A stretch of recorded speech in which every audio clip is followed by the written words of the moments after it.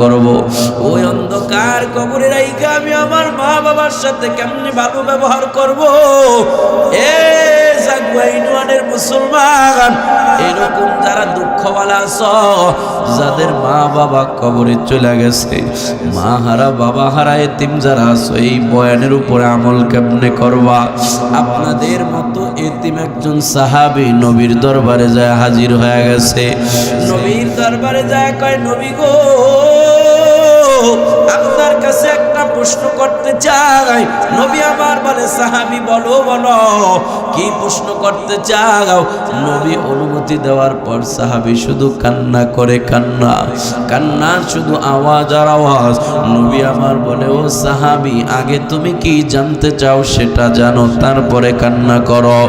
সাহাবী কান্না মাখা কণ্ঠে ডাক দেয়া কয়, নবী গো, দুনিয়ার মানুষ যদি মরে কবরে চলে যায়, ওই কবরের মানুষ